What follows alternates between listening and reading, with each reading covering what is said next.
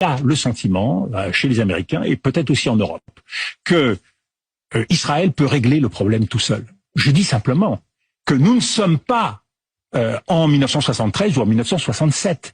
Il y a des choses qu'aucune armée au monde ne sait faire. C'est gagner dans un combat asymétrique contre les terroristes. La guerre contre le terrorisme n'a jamais été gagnée nulle part. Si l'Amérique a perdu en Afghanistan, si l'Amérique a perdu en Irak, si nous avons perdu au Sahel, parce que à force de ne pas reconnaître la réalité des choses, eh bien nous sommes entraînés. Eh bien c'est parce que c'est un combat qui ne se mène pas de façon simple et que c'est pas avec un marteau qu'on frappe sur un clou et le problème est réglé. Et donc il faut arriver à mobiliser la communauté internationale. Il faut une perspective politique. Et là, c'est difficile parce que la solution à deux États, elle est sortie du logiciel politique et diplomatique israélien. Donc, il faut qu'Israël comprenne que pour un pays qui a un territoire de 20 000 mètres carrés, qui a une population de 9 millions d'habitants et que vous faites face à 1,5 milliard de personnes, et une fois de plus, on est trompé par le silence des États arabes et musulmans des dernières années.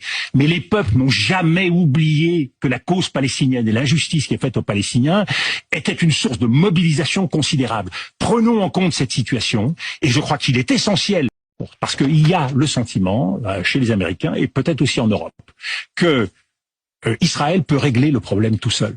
Je dis simplement que nous ne sommes pas en 1973 ou en 1967.